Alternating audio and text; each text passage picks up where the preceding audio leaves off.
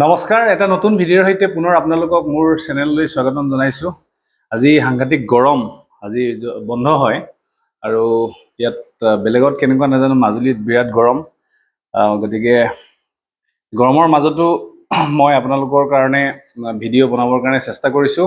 আজি মোৰ চেনেলত বহু এনেকুৱা ছাত্ৰ ছাত্ৰী যোগ হৈছে আৰু তেওঁলোকে মোক মেছেজ দিছে বা কমেণ্টছ কৰিছে। তেওঁলোকৰ প্ৰস্তুতিৰ কাৰণে যি অঞ্চলত আছে বিশেষ সুবিধা নাই, এনেকুৱা ঠাইৰ পৰা মেছেজ আহিছে য'ত ভাল হেল্থ ফেচিলিটি নাই বা ভালদৰে এঠাইৰ পৰা আন ঠাইলৈ যাবলৈও যোগাযোগৰ অসুবিধা, তেনেকুৱা অঞ্চলৰ পৰা আহিছে। মানে বৰ্তমান সময়তো তেনেকুৱা ঠাই আছে য'ত এই ধৰণৰ ভাল সুবিধা নাই আৰু বহুত এনেকুৱা ছাত্ৰ ছাত্ৰী আছে যাৰ যিসকল ফাইনেন্সিয়েলি ষ্টেবল নহয় বা এটা কোচিং ইনষ্টিটিউটত গৈ ইমানখিনি খৰচ কৰি সা সুবিধা কৰি ল'বৰ কাৰণে তেওঁলোক অসমৰ্থ। গতিকে তেনেকুৱা ছাত্ৰ ছাত্ৰীৰ কাৰণে মই সদায় ভিডিঅ' আগবঢ়াই যাম, যিমান গৰম হওক যিমান বৰষুণ হওক কোনো কথা নাই। আপোনালোকৰ অনুপ্ৰেৰণাই মোক সদায় মটিভেট কৰি যাব আৰু এই মটিভেশ্যনে মোক ভিডিঅ' বনোৱাত সহায় কৰিব। এতিয়া আজিৰ বিষয়বস্তুটো হ'ল, আজি মই চেষ্টা কৰিম যে আপোনালোকলৈ কেইবাটাও যাতে মই টপিক আগবঢ়াব পাৰোঁ, কিন্তু আজিৰ এই ভিডিঅ'টোত মই আলোচনা কৰিম নিউজ পেপাৰৰ ওপৰত। কাৰণ বৰ্তমান সময়ত এটা ফেক্ট হয়, আপোনালোকে এই কথাটো বিশ্বাস কৰে বা নকৰে, মোৰ অভিজ্ঞতাৰ পৰা বা বহুজনক সুধিলে গম পাব যে UPSC বা APSC সফল হোৱাৰ কাৰণে বৰ্তমান সময়ত নিউজ পেপাৰখনে আপোনাৰ কাৰণে ডাঙৰ অস্ত্ৰ। নিউজ পেপাৰখন আমি ৰিলিজিয়াছলি পঢ়িব লাগিব। ৰিলিজিয়াছলি শব্দটোৱে এইটো বুজাইছে যে আমি যি ধৰণে আমাৰ ধৰ্মটোক খুব ভালদৰে মানি চলোঁ, ঠিক তেনেকৈ আমি এই যিখন নিউজ পেপাৰ আমাৰ আছাম ট্ৰিবিউনখনকে মই লৈছোঁ। বহুতে আছাম ট্ৰিবিউনৰ লগতে ইণ্ডিয়ান এক্সপ্ৰেছ বা দ্য হিন্দু পঢ়িব পাৰে। গতিকে এই নিউজ পেপাৰখন আমি ৰিলিজিয়াছলি কেনেকৈ পঢ়িম সেই বিষয়ে আজি মই আলোচনা কৰিম। আৰু এটা টপিক পঢ়োঁতে তাত প্ৰিলিমিনেৰীৰ কাৰণে আমি কি ধৰণে বস্তু বিচাৰি উলিয়াম আৰু কি ধৰণে মেইনছৰ কাৰণে আমাৰ সহায়ক হ'ব সেই বিষয়ে আমি সুন্দৰভাৱে আজি আলোচনা কৰিবৰ কাৰণে চেষ্টা কৰিম। এইখিনিতে আৰু এটা কথা, মোৰ যি অভিজ্ঞতাৰ পৰা কওঁ, বহু ছাত্ৰ ছাত্ৰী এনেকুৱা আছে যিসকলে APSC প্ৰিপেৰেশ্যন আৰম্ভ কৰিছে। গতিকে আৰম্ভণিৰ সময়ত তেওঁলোকে নিউজ পেপাৰখন পঢ়োঁতে যিমান সময় লাগিব হয়তো মোৰ ক্ষেত্ৰত কম লাগিব, কিন্তু লাহে লাহে তেওঁলোকে যেতিয়া হেবিট কৰিব, তেওঁলোকে দেখিব যে নিউজ পেপাৰখন লোৱাৰ লগে লগে তেওঁলোকে খুব কম সময়ত চিলেবাছ ৰিলেটেড যিমানবোৰ টপিক হয় সেই টপিকবোৰ ধুনীয়াকৈ বাছি উলিয়াব পাৰিব। আৰু পঢ়ি যাওঁতে তেওঁলোকে গম পাব যে কোনটো টপিক মোক নালাগে, কোনটো টপিক মোক লাগিব, কোনটো মোক নালাগিলেও মই পঢ়ি চাওঁ, এনেকুৱা ধৰণৰ অভিজ্ঞতা তেওঁলোকৰ লাহে লাহে হৈ যাব। গতিকে নিউজ পেপাৰখনক আপোনাৰ সাৰথি কৰি লওক আৰু এই নিউজ পেপাৰখনক আপুনি প্ৰত্যেক ৰাতিপুৱাই পঢ়িবৰ কাৰণে চেষ্টা কৰক। যোৱাকালি মই এখন ৰুটিন আপোনালোকক প্ৰভাইড কৰিছিলোঁ। মোৰ যি ভিডিঅ'ৰ শ্বৰ্টছত মই সেই ৰুটিনখন দিছিলোঁ। এই ৰুটিনখন এটা চেম্পুল হয়, অৰ্থাৎ মই কি ধৰণে পঢ়িছিলোঁ বা কি ধৰণে পঢ়িব লাগে তাৰ এটা চেম্পুল দিছোঁ। তাত মিনিমাম আধা ঘণ্টাকৈ গেপ বা এনেকুৱা মেইনটেইন কৰা হৈছে আৰু তথাপি 13 ঘণ্টা তাত এটা ৰুটিন স্কিডিউল দিয়া হৈছে। গতিকে আপোনালোকে তাক ফ'ল' কৰি পেলাই আপোনালোকে চেষ্টা কৰিব পাৰে। আৰু ৰুটিন ফ'ল' কৰাটো মাষ্ট হয়। প্ৰথম অৱস্থাতে ৰুটিন ফ'ল' কৰাটো হৈ নুঠে, লাহে লাহে আপোনালোকে ৰুটিনখন মেইনটেইন কৰিবলৈ চাওক। গতিকে এই দুটা কাম খুবেই জৰুৰী যিকোনো এক্সামৰ প্ৰিপেৰেশ্যনৰ ক্ষেত্ৰত, বিশেষকৈ চিভিল ছাৰ্ভিচৰ প্ৰিপেৰেশ্যনৰ ক্ষেত্ৰত ৰুটিন আৰু নিউজ পেপাৰ আৰু টাইম মেনেজমেণ্ট এইটো খুবেই জৰুৰী।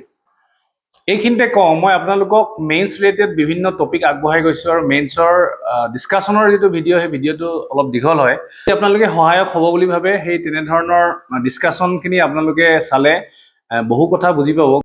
গতিকে মই এইটোৱে কৈছোঁ যে মেইনছৰ যিখিনি ডিছকাশ্যন ভিডিঅ'টো দীঘল হ'লেও আপোনালোকে সময় উলিয়াই চাবৰ কাৰণে চেষ্টা কৰিব আৰু ই আপোনালোকক যথেষ্ট সহায় কৰিব। এতিয়া কথা হ'ল, নিউজ পেপাৰখন কেনেকৈ পঢ়িম। মই ইয়াত এনেকুৱা হয়, আছাম ট্ৰিবিউনখন মই অনলাইন ল'ব পাৰোঁ, কিন্তু আগতে অনলাইন পঢ়িছিলোঁ য'ত সুবিধা নাছিল, বা বিশেষকৈ ইণ্ডিয়ান এক্সপ্ৰেছ বা এনেকুৱা আমাৰ পিছদিনা আহি পায়হি। ইভেন লখিমপুৰতো মই পিছদিনা ল'ব লগা হয়, আগদিনা নিউজবোৰ পাই যাওঁ অনলাইনত। গতিকে মই অনলাইনত পঢ়িছিলোঁ, কিন্তু এই ফিজিকেল নিউজ পেপাৰখন পঢ়াৰ এটা মজা আছে। গতিকে আপোনালোকে অনলাইনতকৈ এনেকৈ হাতত লৈ পেলাই পঢ়াৰ এটা অভ্যাস কৰিব, তেতিয়া আপোনালোকৰ কাৰণে ভাল। আৰু মই বাৰে বাৰে কৈছোঁ যে আনৰ নিউজ পেপাৰ এনালাইচিছ চোৱাটো জৰুৰী, কিন্তু নিউজ পেপাৰ এনালাইচিছ চোৱাৰ আগতে আপুনি নিউজ পেপাৰখন নিজেই পঢ়াৰ অভ্যাস কৰক। কাৰণ নিউজ পেপাৰখন যেতিয়া আপুনি নিজেই পঢ়ি পেলাই নিজেই বুজি উঠিব, তেতিয়া আপোনাৰ টপিকখিনি আপুনি পৰীক্ষাত প্ৰেজেণ্ট কৰাৰ কাৰণে আপোনাৰ যথেষ্ট সহায়ক হ'ব। আৰু নিউজ পেপাৰ ৰিডিঙত এটা ইণ্টাৰেষ্টিং হয়, এডিটৰিয়েলবিলাক চাব। এডিটৰিয়েলত কি হয়, এটা টপিক বাৰে বাৰে ৰিপিট হৈ থাকে, ৰিপিট হৈ থাকোঁতে তাত নতুন নতুন ডাটা এড হৈ গৈ থাকে, বা আপুনি আগতে পঢ়া টপিকটো আকৌ যেতিয়া পুনৰাবৃত্তি কৰিব তেতিয়া আপোনাৰ মনত ৰখাৰ যিটো সুবিধা সেই সুবিধাটো বাঢ়ি যায়। আৰু এটা মই আগতে দিল্লীত কোচিং কৰোঁতে মোক এজন ছাৰে কৈছিলে, এইটো ৰিপিটেড ৰিভিজনৰ যিটো এটা টেকনিক, এইটো মই ফ'ল' কৰি পাইছোঁ, গতিকে আপোনালোকক কৈছোঁ। বহুতৰ মনত নৰয় টপিকবিলাক, বা যিকোনো ফিলিমছৰ ইমানখিনি পঢ়িব লাগে মনত নৰয়। তাত এটা কৌশল আপোনালোকে এপ্লাই কৰিব পাৰে। আমি ধৰি ল'লোঁ আজি মই কিবা এটা পঢ়িলোঁ, সেই পঢ়াখিনি মই ৰাতি ৰিভাইজ কৰিম, আৰু তাৰ পিছদিনা ৰিভাইজ কৰিম, ছেকেণ্ড ডে মই ৰিভাইজ কৰিম, third day, fourth day, fifth day মই ৰিভাইজ নকৰিলেও হ'ব, কিন্তু উইকলি বা 6 ডে দিনা মই আকৌ ৰিভাইজ কৰিম, তাৰপিছত আকৌ 15 ডেইজৰ দিনা ৰিভাইজ কৰিম, আৰু একেবাৰে মন্থ এণ্ডত মই যিমানখিনি পঢ়িলোঁ গোটেইখিনি ৰিভাইজ কৰিম। ইয়াত আটাইতকৈ ইম্পৰ্টেণ্ট কথাটো হ'ল যে আজি মই যি পঢ়িলোঁ কাইলৈ যদি মই ৰিভাইজ নকৰোঁ তেন্তে পৰহিলৈ মই তাৰ 60%ৰ ওপৰত পাহৰি যাম। একজেক্ট পাৰ্চেণ্টেজটো মই নাজানো, বাট হিউমেন ব্ৰেইনে এটা নিৰ্দিষ্ট পাৰ্চেণ্টেজ এটা সময়ৰ পাছত পাহৰি যায়, বা সেইখিনি আঁতৰি গুচি যায়। গতিকে সেইধৰণে আপোনালোকে ৰিভাইজ কৰিব। আজি পঢ়াটো কাইলৈ ৰিভাইজ কৰিবই, তৃতীয় চতুৰ্থৰ দিনা নকৰিলেও হ'ল, পাৰিলে কৰিলে ভাল। ঠিক একেবাৰে উইকলি আপুনি ৰিভাইজ কৰিব গোটেই টপিকখিনি, 15 ডেইজৰ পাছত, আৰু একেবাৰে মন্থৰ শেষত আপুনি ৰিভাইজ কৰিব। তেনেধৰণে ৰিভাইজ প্লেন এটা আপুনি বনাব, কাৰণ এই পৰীক্ষাটোৰ মেইন কৌশলটোৱে হ'ল যে ৰিভিজন যিমান কৰিব সিমানে আপোনাৰ কাৰণে ভাল। আগতেও মই নিউজ পেপাৰৰ ওপৰত ভিডিঅ' বনাইছোঁ, কিন্তু আজি মই ভাবিছোঁ অলপ টেকনিকেলি আপোনালোকক ভিডিঅ'টো আগবঢ়াম। প্ৰত্যেকখন পেজ মই স্ক্ৰীণত দি যাম, আপোনালোকেও চাব, আৰু মোৰ ছাইডত কোৱা কথাখিনি আপোনালোকে মন দি শুনিব। ইয়াত ফাৰ্ষ্ট যিটো পেজ হয় খুব ইম্পৰ্টেণ্ট হয়। ইয়াত দিছে private hospitals barred from withholding bodies over bills. এইটো আমাৰ বিশেষ পৰীক্ষা পাৰ্পজত মেইনছৰ কাৰণে ইমান প্ৰয়োজন নহ'লেও আমি ইয়াৰ লগত ৰিলেটেড কৰি আমি ছ'চাইটি ৰিলেটেড যদি কিবা কুৱেশ্যন আহে তাত আমি ইয়াৰ পৰা কিবা এটা ল'ব পাৰোঁ, কিন্তু এইটো পঢ়াৰ প্ৰয়োজন আছে বুলি মই নকওঁ। Next, national board for wild life okays Brahmaputra tunnel, এইটো আমি পঢ়িব লাগিব। এইটো পঢ়িব এইকাৰণে লাগিব, ইয়াত আমি ইয়াৰ পৰা কিছুমান আমি তথ্য পাম। মই গোটেইখিনি পঢ়ি গ'লে ভিডিঅ'টো বহুত দীঘল হ'ব, কিন্তু মই আপোনালোকক কৈছোঁ যে এই টপিকটো পঢ়াটো খুবেই জৰুৰী। National board for wild life okays Brahmaputra tunnel. এতিয়া ইয়াৰ পৰা প্ৰিলিমিনাৰীৰ কাৰণে আমি কি ধৰণে আগবাঢ়িম? এতিয়া আমি নেশ্যনেল বৰ্ড ফৰ ৱাইল্ড লাইফ, এইটো আমি গুগল কৰি চাম। আমি গুগলত চাম যে নেশ্যনেল বৰ্ড ফৰ ৱাইল্ড লাইফত কেনেকুৱা ধৰণৰ কথা হয়, বা কি ধৰণৰ ই এটা বস্তু হয়। গতিকে প্ৰিলিমৰ কাৰণে আমি আমাৰ এটা অপশ্যন আহিলে যে আমি ইয়াৰ পৰা এটা শব্দ পালোঁ, এই শব্দটো আমি বাছি ল'ম। ঠিক মেইনছৰ কাৰণে আমি চাম, মেইনছৰ কাৰণে আমি ইয়াৰ পৰা যদি কিবা চাইণ্টিফিক এনালাইচিছ পাওঁ, সেইটো আমাৰ কাৰণে বিভিন্ন ধৰণৰ কুৱেশ্যন, যদি এনভাইৰমেণ্টেল ৰিলেটেড কিবা কুৱেশ্যন আহে তাৰ ওপৰত আমি লিখিব পাৰিম। তথাপি ইয়াত মই মাজতে অকণমান চাইছোঁ, এই scientific human animal conflict mitigation and wildlife conservation and management plan will have to be prepared. এতিয়া ইয়াৰ পৰা আমি এটা শব্দ পালোঁ, হিউমেন এনিমেল কনফ্লিক্ট। এইটো এটা খুব জৰুৰী শব্দ হয়। বহু সময়ত তেনেকুৱা হৈ থাকে, মানুহ আৰু জীৱ জন্তুৰ মাজত, মানে যি জেগাত মানুহ থাকে সেই জেগাত আকৌ এনিমেল আহি যায়। আচলতে আমি বহু ক্ষেত্ৰত এনিমেল থাকিব লগা জেগাবিলাকে আমি নষ্ট কৰি আমি ঘৰ বনাইছোঁ, গতিকে তাততো এনিমেল কনফ্লিক্ট হ'ব, এনিমেল হিউমেন কনফ্লিক্ট হ'ব। গতিকে সেইটোৰ ওপৰতো কিন্তু কুৱেশ্যন আহিব পাৰে। বৰ্তমান সময়ত তেনেকুৱা ধৰণৰ বহুতখিনি কথা ওলাই থাকে, আৰু এজ এ চিভিল ছাৰ্ভেণ্ট আমি সেই কামবোৰ বা সেই কথাবোৰ ডিল কৰাৰ আমাৰ কেপাচিটিটো হ'ব লাগিব। ইয়াত দিছে around 13.77 hectare of forest land in tiger corridor of Kaziranga tiger reserve in Golaghat district and 61.5028 hectare of non forest land in default eco' sensitive zone. এতিয়া ইয়াৰ পৰা আপুনি এটা শব্দ ক'লে ফিল্মছৰ কাৰণে, মই মেইনছৰ কথাও আহিম। যে ইক' চেঞ্চিটিভ জ'ন মানে কি? একদম বিগিনাৰ্ছৰ কাৰণে কৈছোঁ, এইটো মজা হয়, এটা প্ৰিপেৰেশ্যনটো এটা ইণ্টাৰেষ্টিং বস্তু হয়, মই খুব ভাল পাওঁ। আৰু মই কৈছোঁৱে যে মই পঢ়াৰ লগত জড়িত হৈ থাকিব পালে মোক আৰু একো নালাগে। এতিয়া আপুনি বিশ্বাস কৰক, ৰাতিপুৱা শুই উঠি গা চা ধুই মই লগে লগে আপোনালোকৰ কাৰণে ভিডিঅ'টো আগবঢ়াইছোঁ, আৰু ইমান গৰমৰ মাজত ঘামি আছোঁ দেখিছে। গতিকে সেইধৰণে পঢ়িলে যিকোনো বস্তুতে ইণ্টাৰেষ্টিং হয়। গতিকে এইটো পেজ নাম্বাৰ 2ত আছে, আমি পিছত চাম। নেক্সট আছে শ্বেখ হাছিনা ইণ্ডিক্টেড অভাৰ ক্ৰেকডাউন অন প্ৰটেষ্টাৰ। এইটো বাংলাদেশৰ কাহিনী, আপোনালোকে অকণমান যদি একেবাৰে নলেজ নাই চাব, ইমান ইম্পৰ্টেণ্ট নহয়। নেক্সট আছে ইছুৱেঞ্চ of Bangladesh ভিছাছ cheese 60% fall in Assam. এইটো কিন্তু আমি অকমান ইয়াৰ আইডিয়া ল'ব পাৰোঁ, কাৰণ আমাৰ বাংলাদেশী যিটো ইনফিল্ট্ৰেশ্যন এইটো আমাৰ অসমৰ কাৰণে এটা ডাঙৰ সমস্যা আগৰ পৰা হৈ আহিছে। যিটো বাংলাদেশৰ পৰা যিখিনি ইলিগেল মাইগ্ৰেশ্যন হৈ আছে সেইটোৰ ওপৰত আমি জানিব পাৰোঁ। ইয়াত কৈছে যে বাংলাদেশ ভিছাছ 60% ফল হৈছে ইন আছাম, গতিকে ইছুৱেঞ্চ কৰাটো 60% ফল হৈছে। তাৰ ৰিজনছখিনি আমি চাম। মই জাষ্ট আপোনালোকক কৈছোঁ কোনটো কেনেধৰণৰ হ'ব পাৰে। নেক্সট একে পেজতে চাব, approves ₹375 crore for flood relief in Assam. এইটো কিন্তু খুবেই জৰুৰী। আমাৰ ডিজাষ্টাৰ মেনেজমেণ্ট আমাৰ যিটো টপিক আছে তাৰ কাৰণে জৰুৰী। অসমৰ ফ্লাডটো এটা বাৰ্ণিং প্ৰব্লেম হয়, কিন্তু ইয়াক ৰাষ্ট্ৰীয় সমস্যা হিচাপে এতিয়াও ঘোষণা কৰা হোৱা নাই। আৰু প্ৰত্যেক বছৰ বিভিন্ন ধৰণৰ ফাণ্ড আহে, কিন্তু যি ধৰণে ইয়াক ছল্ভ কৰিব লাগে সেই ধৰণৰ ছল্ভ হোৱা নাই। গতিকে এইবাৰো 375 crore দিছে ফ্লাড ৰিলিফ, গতিকে সেই বিষয়ে আমি চাম। NDRF আৰু SDRFৰ বিষয়ে আমি জানিব লাগিব। এই আৰ্টিকলটো পঢ়িলে এই নিউজটো পঢ়িলে আপোনালোকে ইয়াত দুটা শব্দ পাব। SDRF আৰু NDRF কি হয়, ডিজাষ্টাৰ ৰেছপন্স ফাণ্ড। SDRF হ'ল ষ্টেট ডিজাষ্টাৰ ৰেছপন্স ফাণ্ড, কি হয় সেই বিষয়ে আমি চাম। মানে এইখিনি আপোনালোকৰ কাৰণে খুবেই জৰুৰী। আৰু যদি কোনোবাই মেথছ দিব আৰু এই শব্দকেইটা নাজানে তেন্তে তেওঁৰ কাৰণে কিন্তু মই ক'ম যে তেওঁ আৰু কিছু প্ৰেক্টিচ কৰিব লাগিব, সেইটো এটা ইম্পৰ্টেণ্ট। এতিয়া ছেকেণ্ড পেজটো যদি চাই, ছেকেণ্ড পেজত ফাৰ্ষ্ট পেজৰ দুই এটা কথা থাকে, যদি তাত আধৰুৱা হৈ গৈছে ছেকেণ্ড পেজটো চাব। থাৰ্ড পেজটো বিশেষ প্ৰয়োজন নাথাকে, গুৱাহাটীৰ ওপৰত থাকে। গুৱাহাটীৰ পৰা যিহেতু নিউজটো হয়, গতিকে গুৱাহাটীৰ ওপৰত থাকে। যদি আমি ইয়াত যেনেকৈ আছে এটা expert art scientific solution for Guwahati's flood crisis, এইটো কিন্তু পঢ়িব পাৰে। কাৰণ গুৱাহাটীৰ কৃত্ৰিম বানপানী গুৱাহাটী বুলি যদিও নাহে, আমাক যদি কুৱেশ্যন আহে যে আৰ্টিফিচিয়েল ফ্লাডটো আমি কি ধৰণে কণ্ট্ৰল কৰিম, গতিকে আমি নিজে দিয়া যিখিনি সলিউশ্যন তাতকৈ ইয়াত যিজনে লিখিছে এক্সপাৰ্টে যিখিনি কৈছে সেইটো লিখিব পাৰোঁ। গতিকে এইটো খুব জৰুৰী, এইটো পঢ়ি চাব। তেনেকেই আমি বিচাৰি উলিয়াব লাগিব। Next awareness program on cooperatives. কোঅপাৰেটিভৰ এৱেৰনেছ প্ৰগ্ৰেম শব্দটো চাব পাৰে, এৱেৰনেছ প্ৰগ্ৰেম অন কোঅপাৰেটিভছ, এইটো নপঢ়িলেও হ'ব, কিন্তু কোঅপাৰেটিভছবিলাকনো কি, আমাৰ পলিটিৰ আমাৰ লক্ষ্মীকান্তত কোঅপাৰেটিভৰ বিষয়ে আছে, চাব লাগিব। নেক্সট দিছে NFR takes steps for uninterrupted train operation, প্ৰয়োজন নাই। থাৰ্ডটো ইণ্টাৰনেশ্যনেল হয়, Awami league slams Yunus government over weaponisation of judiciary. আমি ইণ্টাৰনেশ্যনেল আজি কিন্তু ইম্পৰ্টেণ্ট নহয়, ইণ্টাৰনেশ্যনেলটো আমি অলপ চকু ফুৰাম, কিন্তু আমি এক্সট্ৰাকৈ যেতিয়া ইণ্টাৰনেশ্যনেল ৰিলেশ্যনছবিলাক পঢ়িম তেতিয়া আমাৰ হৈ যায়। তথাপি আপোনালোকে এই পাৰ্টটো চাব।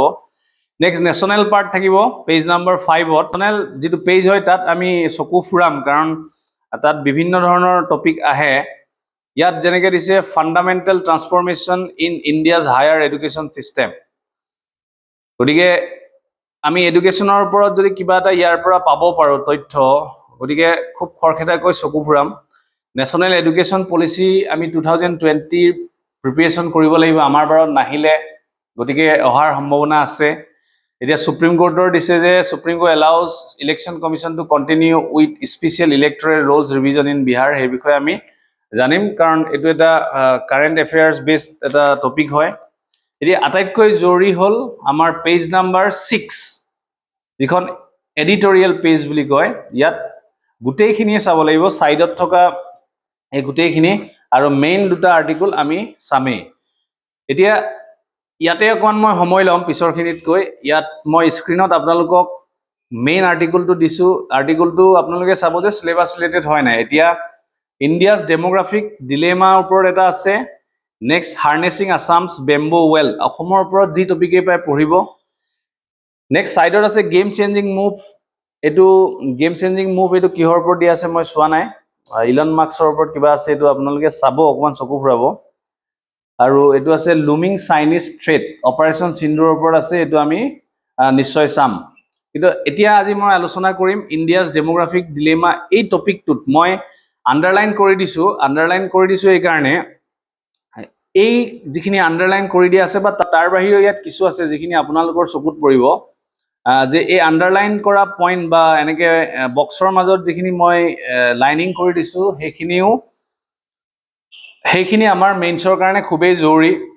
আমি ডেমোগ্ৰাফিক ডিলেমা যিটো শব্দ পাইছোঁ তাৰ ওপৰত আমি কুৱেশ্যন পাব পাৰোঁ, যেনে what is the recent trend of demography of India, এনেকৈ যদি কুৱেশ্যন আহে সেইটো এটা কুৱেশ্যন হ'ব পাৰে। নেক্সট ডেমোগ্ৰাফিক ডিভিডেণ্ড এটা খুব জৰুৰী শব্দ, সেইটো মোৰ ইণ্টাৰভিউত সুধিছিলে, মই আৰু ইমান সুন্দৰকৈ এনচাৰ দিছিলোঁ যে যিজনে ইণ্টাৰভিউ লৈছিলে তেওঁ খুব সুন্দৰকৈ হাঁহিছিল আৰু কৈছিলে ভাল হৈছে এনেকৈ বুলি কৈছে। আৰু কথাটো হ'ল যে ডেমোগ্ৰাফিক ডিভিডেণ্ডৰ ওপৰত কুৱেশ্যন খুব এক্সপেক্ট কৰিছিলোঁ, কাৰণ খুব ধুনীয়াকৈ প্ৰিপেয়াৰ কৰিছিলোঁ। গতিকে ডেমোগ্ৰাফিক ডিভিডেণ্ড শব্দটো খুব জৰুৰী হয়, অৰ্থাৎ বৰ্তমান সময়ত আমি আমাৰ যিটো পপুলেশ্যন হয় তাত য়ং পপুলেশ্যনটো বহুত বেছি, 16ৰ পৰা আই থিংক 64 এনেকৈ আছিল নেকি, আপোনালোকে কমেণ্ট কৰিবচোন, মোৰ ৰেঞ্জটো মোৰ ভুল হ'বও পাৰে। গতিকে সেই যিটো ৱৰ্কিং পপুলেশ্যনটো ইণ্ডিয়াত বেছি। এতিয়া চাইনাত যদি পপুলেশ্যন বেছি হয়, চাইনাত কিন্তু এইজেড মানুহৰ সংখ্যা বেছি, গতিকে তেওঁলোকৰ কাৰণে সেইটো চিন্তাৰ বিষয়। কিন্তু ভাৰতবৰ্ষত বৰ্তমান যিটো য়ং পপুলেশ্যন আছে, য়ং পপুলেশ্যনক যদি আমি ভালদৰে স্কিল কৰোঁ, আমি যদি তেওঁলোকক ভালদৰে এডুকেশ্যন দিওঁ, তেন্তে আমাৰ কাৰণে ই এটা গুড ৰিজাল্ট হৈ পৰিব। গতিকে তাৰ ওপৰত কুৱেশ্যন এটা মোৰ মনলৈ আহিছে যে ইণ্ডিয়াছ ডেমোগ্ৰাফিক ডিভিডেণ্ড, বুন অৰ বেইন, সেইটোৰ ওপৰত আপুনি এছে পাব পাৰে বা কুৱেশ্যন পাব পাৰে, আশীৰ্বাদ নে অভিশাপ, তেনেকৈ আমি গোটেই কথাখিনি চাব লাগিব। এতিয়া ইয়াত ডেমোগ্ৰাফিক ডিলেমা শব্দটো লগাইছে। ডিলেমা এটা ইথিক্সৰ শব্দ আমি পাইছোঁ যে কনফিউজিং হৈ থাকে কোনটো হ'ব কোনটো নহ'ব। গতিকে ইয়াত আপোনালোকে পঢ়িলে চাব যে 2023 এপ্ৰিলত চাইনাক ছাৰপাছ কৰিলে ইণ্ডিয়া, অৰ্থাৎ পপুলেশ্যন চাইনাতকৈ বাঢ়িলে। বহুতে কিন্তু এইটো মানে ভাল বুলি ভাবিছে, ভাল বুলি লৈছে। পজিটিভ নিগেটিভ দুইটা আছে। আজি আমি ইয়াত নিগেটিভটো চাব পাৰোঁ। নিগেটিভটোৰ বিষয়ে আলোচনা কৰিছে ইয়াত, যে এতিয়া জনসংখ্যা বঢ়াৰ লগে লগে বিভিন্ন চিন্তা আহে, এনভাইৰমেণ্টেলৰ ইম্পেক্ট আহে, হেল্থ এডুকেশ্যনৰ ইম্পেক্ট আহিব, আৰু বিভিন্ন ধৰণৰ আছে। ইয়াত আপোনালোকে যেতিয়া চকু ফুৰাব দেখিব যে এই আৰ্টিকলটো আমাৰ পৰীক্ষাৰ পাৰ্পজত কিমান জৰুৰী হয়। আৰ্বানাইজেশ্যনৰ যি কনজেশ্যন, সেইটোৰ ওপৰতো ইয়াত লিখা আছে যে কি ধৰণে চহৰ অঞ্চলত জনসংখ্যা বাঢ়ি গৈ আছে, গাঁৱৰ পৰা মানুহে চাকৰি বিচাৰি পেলাই চহৰলৈ দৌৰিছে, চহৰত মানুহৰ সংখ্যা বাঢ়িছে, মানুহৰ সংখ্যা বঢ়াৰ লগে লগে আকৌ তাত আনএমপ্লয়মেণ্ট ক্ৰিয়েশ্যন বাঢ়িছে। ঠিক তেনেকৈ চহৰত মানুহৰ বসতি বাঢ়ি যোৱাৰ কাৰণে আকৌ আৰ্টিফিচিয়েল ফ্লাডৰ কথাও আমি লিখিব পাৰোঁ। গতিকে ইয়াত এটা আপোনালোকে ৱে পাব, কেনেধৰণে এখন নিউজ পেপাৰক আমি আমাৰ এক্সামৰ মেইন অস্ত্ৰ হিচাপে ব্যৱহাৰ কৰিব পাৰিম, তাৰ টেকনিকটোৱে মই আজি ইয়াত আলোচনা কৰিছোঁ।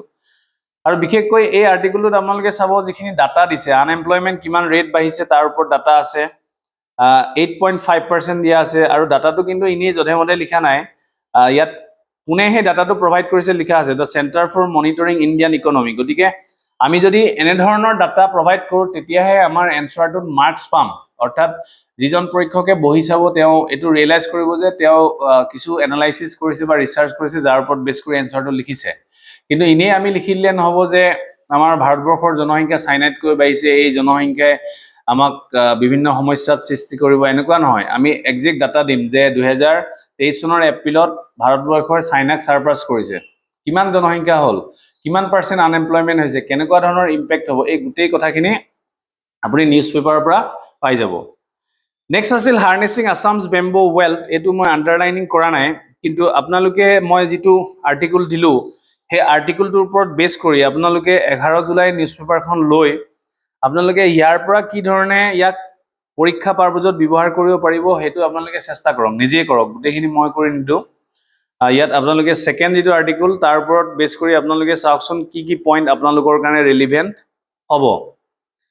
এতিয়া নেক্সট কথাটো হ'ল যে নিউজ পেপাৰখন আমাৰ কাৰণে এই কাৰণে সুবিধাজনক হ'ল, নিউজ পেপাৰত আমি যেতিয়া নতুন এটা শব্দ পাম, সেই শব্দটো আমি গুগলত চাম বা আমাৰ যি কিতাপ থাকে আমি ষ্টেণ্ডাৰ্ড বুকত চাম। নিউজ পেপাৰ যেতিয়া শব্দ এটা পাম, সেই শব্দটো যেতিয়া আমি চাৰ্চ কৰিম, আমি চিলেবাছৰ আমি একজেক্টলি আমি চিলেবাছটো ফ'ল' কৰি যোৱাৰ নিচিনাই হ'ব। গতিকে আমি নিউজ পেপাৰখন খুব ভালদৰে চাব লাগিব। আৰু ইয়াতে কিছুমান আছাম ট্ৰিবিউনৰ কিছুমান কোটেশ্যনো আহে, যিধৰণে ওপৰত মই সেইখিনিও ব্যৱহাৰ কৰিছিলোঁ। মানে নিউজ পেপাৰখন কেনেকুৱা ধৰণৰ হয় আপুনি চাওক, আমি সেইখিনি এছে কোটেশ্যন হিচাপে ইউজ কৰিব পাৰোঁ।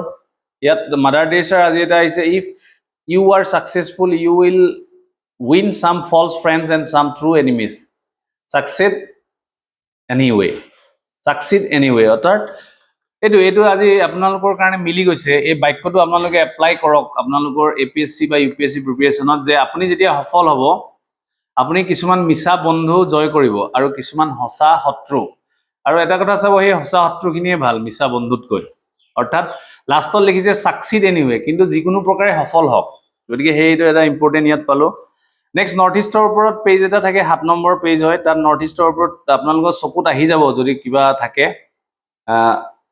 পলিটিকেল নিউজবোৰ চাব নালাগে আপোনালোকৰ চকুত পৰিব নেক্সট ষ্টেটৰ ওপৰত থাকে মই বাকিবোৰ খুব কমেই চাওঁ তথাপি গোটেই পেপাৰখন চাওঁ খুব খৰধৰকৈ চাওঁ এডিটৰিয়েল পাৰ্টটো খুব ৰিলিজিয়াছলি চাওঁ আৰু ফাৰ্ষ্ট পেজ চাওঁ নেশ্যনেল পেজ ইণ্টাৰনেশ্যনেল পেজ আৰু বাকীখিনি মই খৰখেদাকৈ চাওঁ যে ইয়াত কিবা মোৰ সিলেবাসৰ লগত জড়িত আছে নেকি গতিকে সিলেবাসটো আপোনালোকে ভালদৰে জানিব লাগিব এনেই প্ৰিপাৰেচন কৰিলে নহ'ব এতিয়া লাষ্টত এইটো নেশ্যনেলত আৰু কিছুমান থাকে এইটো enforcement directorate unearths names of agents immigration agency এইটো পঢ়ি চাব পাৰে আপোনালোকে যিটো ডংকি ৰুট আপোনালোকে এখন শ্বাহৰুখ খানৰ চিনেমা আছিল নেকি মই পাহৰিলোঁ ডংকি ৰুটটোৰ ওপৰত চিনেমাখনত দিছিলে আপোনালোকে চাব ডংকি ৰুটনো কি হয় এইটো খুব জৰুৰী বুলি ভাবোঁ মানি লণ্ডাৰিং এক্টৰ কথা আছে prevention of money laundering act মানে আপুনি যেতিয়া টপিকটো পঢ়িব তাত মানে আপুনি শব্দ পাবই এই শব্দটো আকৌ আপুনি যেতিয়া ৰিচাৰ্চ কৰিব মানে আপুনি গুগলত চাৰ্চ কৰিব আৰু তাক যেতিয়া আপুনি বহিত লিখি ৰাখিব আপোনাৰ প্ৰিপাৰেচনটো এটা সুন্দৰ পথত গৈ আছে আৰু আপোনাক সফল হোৱাৰ পৰা কোনেও ৰখাব নোৱাৰে এবছৰ দুবছৰ 3 বছৰ লাগি যাব পাৰে but you will be successful definitely ইয়াত এতিয়া মানি লণ্ডাৰিং এক্ট আছে আমি আলোচনা কৰিম মই টপিকবোৰ লাহে লাহে কভাৰ কৰিবলৈ চেষ্টা কৰি আছো গতিকে মানি লণ্ডাৰিং এক্টৰ বিষয়ে আপুনি ইয়াত পাব নেক্সট বিজনেছ এণ্ড ইকনমি আছে ইকনমি বিজনেছৰ ওপৰত চাব পাৰোঁ আমি ইয়াত বিজনেছ এণ্ড ইকনমি পাৰ্টটো আছে তাত আমি ইকনমি ৰিলেটেড কিছুমান টপিক চাম কিন্তু কথাটো হ'ল যে ইকনমিক্সৰ টপিকৰ কাৰণে নিউজ পেপাৰখন কিন্তু জৰুৰী তেনে ক্ষেত্ৰত আমি ইণ্ডিয়ান এক্সপ্ৰেছৰ পৰা সহায় পাম বা দা হিন্দু গতিকে সেই ক্ষেত্ৰত আমি তেনেকুৱা ধৰণৰ চাম নেক্সট তেনেকৈ আছে বাকীবোৰ ইমান প্ৰয়োজন নহয় আজিকালি স্পৰ্টছৰ ওপৰত আহে স্পৰ্টছৰ যাৰ ইণ্টাৰেষ্ট থাকে তেওঁলোকে চাব মই খুব কম চাওঁ মই খেল চাই ভাল পাওঁ বাট আগতে চোৱা নাছিলোঁ আজিকালি কিন্তু ক্ৰিকেটৰ ওপৰত আহে এইবাৰো আহিছে প্ৰিলিমিনেৰী আপোনালোকৰ মনত আছে যে গল্ডেন বেট নে বুট আছিলে গল্ডেন বেট আছিল নেকি গতিকে প্ৰিলিমিনেৰীৰ কাৰণেও আৰু মেইনছৰ কাৰণেও এই নিউজ পেপাৰখন আমাৰ কাৰণে ৱেপন হয় গতিকে আপোনালোকে খুব ভালদৰে নিউজ পেপাৰখন পঢ়ক আৰু নিউজ পেপাৰৰ পৰাই আপোনালোকৰ যিটো থিংকিং বা থট প্ৰচেছ সেইটো ডেভেলপ হ'ব বিশেষকৈ এডিটৰিয়েলখিনি পঢ়াৰ পাছত আৰু সি আপোনালোকক এছে হওক বা মেইনছৰ এনচাৰ ৰাইটিঙত আপোনালোকক যথেষ্ট সহায় কৰিব আশা কৰিছোঁ আজিৰ ভিডিঅ'টো ভাল পালে আকৌ এটা নতুন ভিডিঅ'ৰ সৈতে আপোনালোকক লগ পাম সম্ভৱতঃ মই অহা ভিডিঅ'ত আপোনালোকৰ লগত আলোচনা কৰিম যে কি ধৰণে আমি নোট মেকিং কৰিব লাগে বা আমি কি ধৰণে নিউজ পেপাৰৰ পৰা হওক বা আমি পঢ়া টপিক এটাৰ পৰা প্ৰিলিমিনেৰীত আমি কি ধৰণে নোট বনাব লাগে বা মেইনছৰ কাৰণে কেনেধৰণে নোট প্ৰিপেয়াৰ কৰিম আৰু লগতে মোৰ নিজৰ এনচাৰ ৰাইটিঙৰ ভিডিঅ'ৰ সৈতে আপোনালোকক আকৌ লগ পাম আৰু এনচিইআৰটি ডাইজেষ্ট বুলি যিখন কিতাপ আছে সেইখনৰ ওপৰত বেছ কৰি মই একেবাৰে বিগিনাৰ্ছৰ কাৰণে যিসকল নতুনকৈ প্ৰস্তুতি আৰম্ভ কৰিছে তেওঁলোকৰ কাৰণে মই এনচিইআৰটি কনচেপ্ট তাৰ ওপৰত মই ভিডিঅ' আগবঢ়াম কাৰণ মই যিহেতু আগতে স্কুলৰ টিচাৰ আছিলোঁ আৰু এই শিক্ষা খণ্ডৰ লগত মই আগৰ পৰাই জড়িত হৈ আছোঁ গতিকে এনচিইআৰটি যি কনচেপ্ট হয় সেইখিনি বুজোৱাৰ ক্ষেত্ৰত মোৰ কোনো অসুবিধা নহ'ব আৰু আপোনালোকেও বুজি উঠিব গতিকে সেইখিনি কথাকে ক'লোঁ ভিডিঅ'টো যদি ভাল পাইছে আপোনালোকৰ লাইক আৰু কমেণ্টে মোক যথেষ্ট অনুপ্ৰাণিত কৰে গতিকে আজি ইমানতে ৰাখিছোঁ নমস্কাৰ